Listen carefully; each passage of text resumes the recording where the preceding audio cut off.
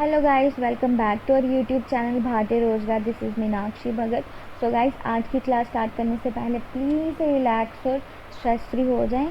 आज की इस क्लास में हम पढ़ने वाले हैं वर्किंग ऑफ कॉन्स्टिट्यूएंट असेंबली और उसी के साथ साथ हम करेंगे objective resolution. Okay. So guys, जो कॉन्स्टिट्यूएंट असेंबली थी उसका जो फर्स्ट मीटिंग हुआ था वो हुआ था 9 दिसंबर 1946 को।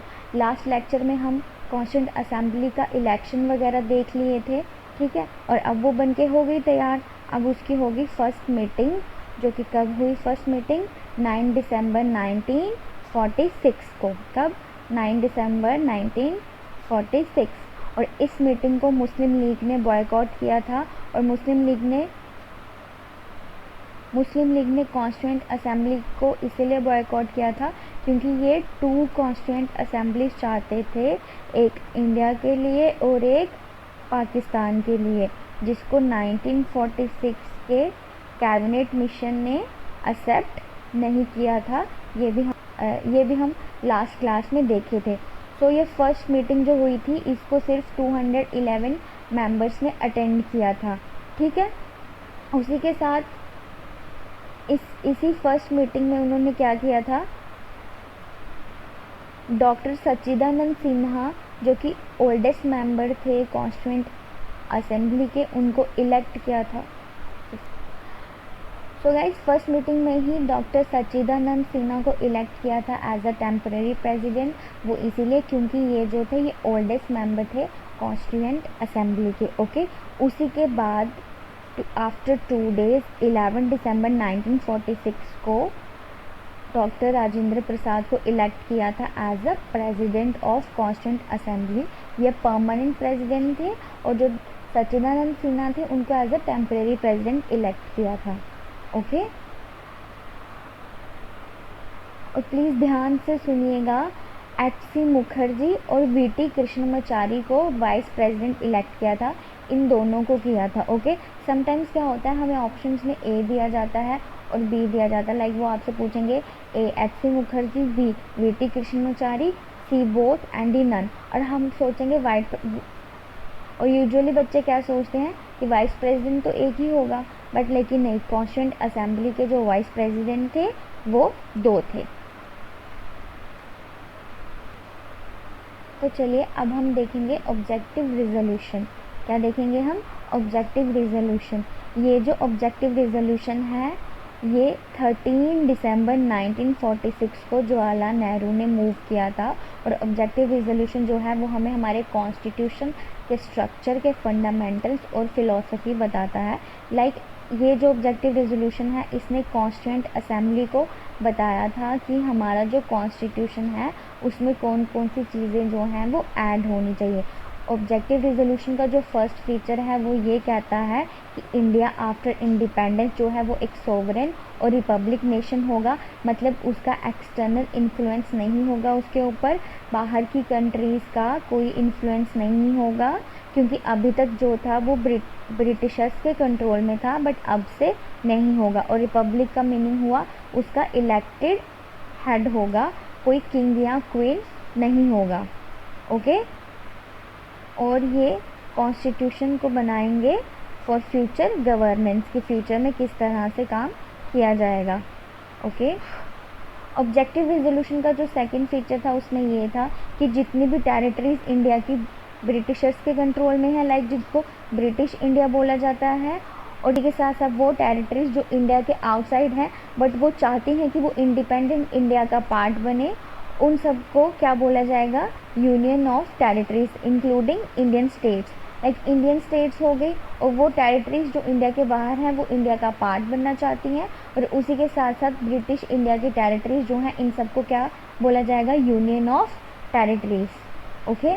और यही जो यूनियन ऑफ टेरिटरीज हैं इन्हीं को ऑटोनॉमस यूनिट माना जाएगा। और इस ऑटोनॉमस यूनिट को कुछ रेजिडरी पावर्स मिलेंगी और उन पावर्स को कौन लिखेगा? कॉन्स्टिट्यूएंट असेंबली बताएगा। और ये जो पावर्स होंगी ये वो नहीं हो सकती जो किसको मिली होंगी? यूनियन को। ओके। जाने कि यूनियन का मतलब होता है ना सेंटर। तो जो सेंटर को पावर्स मिली होंगी उन पावर्स को छोड़ के बाकी जितनी भी टेरिटरीज जो इंडिया का पार्ट है उनको अलग पावर्स जो हैं वो दी जाएंगी। ये जवाहरलाल नेहरू ने ये चीज़ किस में बोली थी, ऑब्जेक्टिव रिजोल्यूशन में। ओके, उसके बाद जितनी भी पावर्स और अथॉरिटी जो हैं इंडिपेंडेंट इंडिया को मिलेंगी वो कहाँ से मिलेंगी, लोगों से मिलेंगी, ठीक है, पीपल ऑफ इंडिया से मिलेंगी। और इन्हीं पीपल ऑफ इंडिया को क्या प्रोवाइड किया जाएगा, जस्टिस, जो कि सोशल, इकोनॉमिक और पॉलिटिकल जस्टिस होगा। उसी के साथ equality of status end of opportunities, उसी के साथ साथ उनको फ्रीडम मिलेगा थॉट, बिलीफ, एक्सप्रेशन, फेथ और वर्शिप का। एंड देन जो माइनॉरिटीज़ हैं, उसके बाद जो नेक्स्ट फीचर था उसमें ये बोला गया था कि माइनॉरिटीज़ हो गए, बैकवर्ड और ट्राइबल एरियाज़ हो गए और डिप्रेस क्लासेस होंगे, इनको कुछ सेफगार्ड दिए जाएंगे। ओके, और साथ ही साथ में इंडिया की इंटीग्रिटी को मेंटेन किया जाएगा और कुछ सोवरेन राइट्स मिलेंगे over land, sea and air. Okay, और वर्ल्ड पीस को प्रमोट किया जाएगा। इसी ऑब्जेक्टिव रिजोल्यूशन को अडॉप्ट किया था कॉन्स्टिट्यूएंट असेंबली ने कब, 22 जनवरी 1947 को। ये डेट याद रखिएगा कि ऑब्जेक्टिव रेजोल्यूशन को कब अडॉप्ट किया था, जनवरी 22 1947 को। ओके, और ऑब्जेक्टिव रेजोल्यूशन दिया किसने था, जवाहरलाल नेहरू ने। और ये हमको क्या बताता है, ये बताता है कॉन्स्टिट्यूएंट असेंबली के स्ट्रक्चर का फंडामेंटल और फिलॉसफी। ओके, और इसी ऑब्जेक्टिव रेजोल्यूशन के मॉडिफाइड वर्जन को बोला जाता है प्रीएम्बल। ठीक है गाइस, वेरी गुड। अब हम देखेंगे कि जो इंडिपेंडेंस एक्ट आया था 1947 का, उसने कॉन्स्टिट्यूएंट असेंबली में क्या क्या चेंजेस लाए थे। ओके, ये जो एक्ट आया था इसने असेंबली को एकदम सॉवरेन बना दिया था कि अब वो कोई भी किसी भी तरह का कॉन्स्टिट्यूशन जो है उसको फ्रेम कर सकते हैं। और उसमें ये बोला गया था कि ब्रिटिश पार्लियामेंट ने अभी तक जितने भी लॉज बनाए हैं उनको वो बिल्कुल एब्रोगेट कर सकते हैं और आल्टर भी कर सकते हैं, लाइक उसमें कुछ चेंजेस भी ला सकते हैं और उन लॉज को बिल्कुल एबॉलिश भी कर सकते हैं। ओके, उसी के साथ साथ इसमें क्या बोला गया था कि अब से जो कॉन्स्टिट्यूएंट असेंबली है वो कॉन्स्टिट्यूशन बनाने के साथ साथ लॉज भी बनाएंगे, जाने की उसको लेजिस्लेटिव बॉडी भी बना दिया गया। और कॉन्स्टिट्यूएंट असेंबली को हम first parliament of free India भी बोल सकते हैं।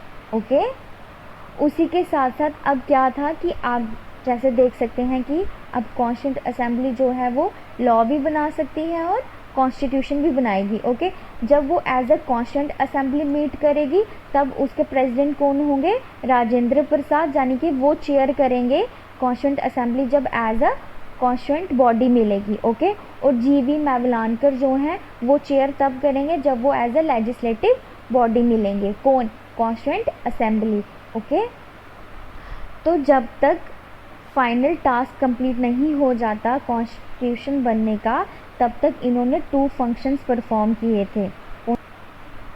वो 2 फंक्शंस कौन से थे, एक लॉ बनाने का फंक्शन था और दूसरा कॉन्स्टिट्यूशन बनाने का फंक्शन। और इन 2 फंक्शंस के अलावा जो अदर फंक्शंस परफॉर्म किए थे कॉन्स्टिट्यूएंट असेंबली ने वो ये थे कि उन्होंने इंडिया का जो मेंबरशिप था कॉमनवेल्थ में उसको रेटिफाई किया था, कब, मई 1949 को। ठीक है, अदर फंक्शंस और कौन से थे, नेशनल फ्लैग को अडॉप्ट किया था 22 जुलाई 1947 को। गाइज ये सब डेट्स बहुत ही ज़्यादा इम्पॉर्टेंट हैं।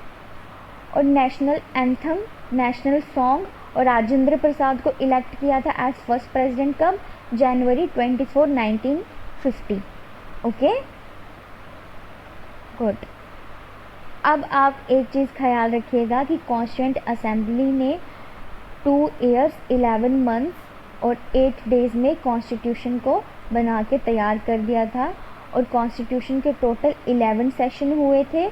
लास्ट सेशन जो था वो कब हुआ था, 24 जनवरी 1950 को। ओके, और फर्स्ट सेशन कब हुआ था, 9 दिसंबर 1946 को। बट ये जो लास्ट सेशन हुआ था 24 जनवरी 1950 को, ये एज अ कॉन्स्टिट्यूएंट बॉडी हुआ था लास्ट सेशन। बट उन्होंने कंटिन्यू किया था एज अ लेजिस्लेटिव बॉडी। कब तक कंटिन्यू किया था? जब तक न्यू पार्लियामेंट नहीं बन जाता। जब तक क्या नहीं बन जाता? न्यू पार्लियामेंट नहीं बन जाता। ओके, सो गाइज आज की इस क्लास में हमने क्या क्या देखा, हम रिवाइज करेंगे। आज की इस क्लास में हमने देखा वर्किंग ऑफ कॉन्स्टिट्यूएंट असेंबली, जिसमें हमने ये देखा कि जो फर्स्ट मीटिंग हुई थी वो हुई थी 9 दिसंबर 1946 को, जिसमें जो ओल्डेस्ट मेंबर थे वो कौन थे? सच्चिदानंद सिन्हा। उनको टेम्पररी इलेक्ट किया था as a president of constituent assembly. उसी के बाद 11 दिसंबर को उन्होंने डॉक्टर राजेंद्र प्रसाद को क्या बनाया था? राजेंद्र प्रसाद को क्या बनाया था गाइस? प्रेसिडेंट। Very good. क्या बनाया था? प्रेसिडेंट किसका? कॉन्स्टिट्यूएंट असेंबली का। Okay, and then VT Krishnamachari और एचसी मुखर्जी को वाइस प्रेसिडेंट इलेक्ट किया था। ये भी हमने आज की क्लास में देखा। और प्लीज़ इन सबको लर्न कर देना कि टेम्पररी प्रेसिडेंट कौन थे, परमानेंट प्रेसिडेंट कौन थे और वाइस प्रेसिडेंट कौन थे। वाइस प्रेसिडेंट दो थे, एचसी मुखर्जी और वीटी कृष्णमाचारी। ओके, उसी के साथ हमने एक बहुत ही इम्पॉर्टेंट चीज़ पढ़ा जिसको बोला जाता है ऑब्जेक्टिव रेजोल्यूशन, जो कि कॉन्स्टिट्यूशन के स्ट्रक्चर का फंडामेंटल और फिलॉसफी बताता है। और ये ऑब्जेक्टिव रेजोल्यूशन 13 दिसंबर 1946 को जवाहरलाल नेहरू ने दिया था। ठीक है, जिसके बहुत सारे फीचर्स थे। ओके, और इस ऑब्जेक्टिव रेजोल्यूशन में जवाहरलाल नेहरू ने क्या बोला था कि इंडिया जो है वो सोवरेन और रिपब्लिक होगा और वो कॉन्स्टिट्यूशन को फ्रेम करेगा। ओके, उसी के साथ साथ सेकंड चीज़ में उन्होंने टेरिटरीज़ की बात की थी कि जितनी भी टेरिटरीज़ होंगी इंडिया की उसको यूनियन ऑफ टेरिटरीज़ बोला जाएगा। और ये जो होंगे ये ऑटोनॉमस बॉडी होंगी जिनको कुछ रेजिडोरी पावर दी जाएंगी। और रेजिडोरी पावर्स के बारे में कौन बताएगा? कॉन्स्टिट्यूएंट असेंबली बताएगा। और ये पावर्स में सब कुछ आएगा एक्सेप्ट वो पावर जो कि यूनियन को दी गई हैं। ओके, यही सब चीज़ें देखी थी हमने। उसके बाद हमने ये देखा कि सारी की सारी पावर्स कहाँ से मिलेंगी? पीपल ऑफ इंडिया से। ठीक है, उसके बाद हमने क्या देखा कि इन्हीं लोगों को क्या दिया जाएगा? Freedom of speech, expression, belief, faith and worship दिया जाएगा। उसी के साथ साथ equality of status end of opportunity दिया जाएगा। उसी के साथ जस्टिस दिया जाएगा। जस्टिस 3 तरह के जस्टिस की बात की थी, पॉलिटिकल, सोशल और इकोनॉमिक जस्टिस। ये सब चीज़ें आप जब प्रियम्बल पढ़ोगे उनमें आपको अच्छे से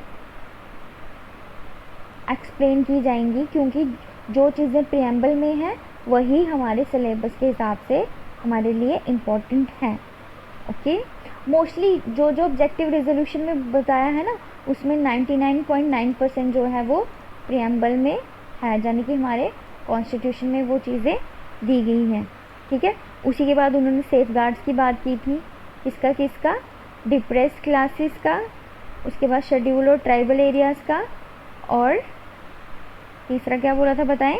यस, वेरी गुड। तीसरा उन्होंने बोला था माइनॉरिटीज़ का। ठीक है,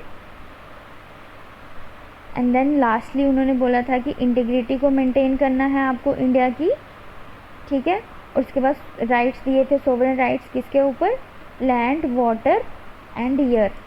लास्ट जो था वो था international peace, world peace. Okay, other function जो हमने देखे थे, अदर फंक्शंस में क्या क्या था? वैसे उससे पहले इस ऑब्जेक्टिव रेजोल्यूशन को कब अडॉप्ट किया था? 22 जनवरी 1947 को। ओके, अदर फंक्शंस जो थे वो कौन कौन से थे? नेशनल फ्लैग कब अडॉप्ट किया था? नेशनल सॉन्ग, नेशनल एंथम, और राजेंद्र प्रसाद को इलेक्ट किया था एज अ प्रेसिडेंट। और ये डेट्स कौन सी हैं बताएं please. Very good. National flag को कब किया था? 22 जुलाई को 1947। नेशनल फ्लैग को किया था 22 जुलाई 1947 और बाकी सबको 1950 में किया था। और डेट क्या थी? वेरी गुड, 24 जनवरी। ओके। कॉन्स्टिट्यूएंट असेंबली का जो लास्ट मीटिंग था वो कब हुआ था, final session as a constitutional body last session इसका कब हुआ था, 24 जनवरी 1950 को। बट इसने कंटिन्यू रखी थी अपनी meeting as a legislative body till जब तक फर्स्ट पार्लियामेंट ना बन जाए। और फर्स्ट पार्लियामेंट हमारी फर्स्ट जनरल इलेक्शन के बाद बनी थी, जो कि कब हुई थी, 1951-52 के बीच में। ओके गाइस, आज की क्लास में इतना ही। Thank you so much for watching my videos.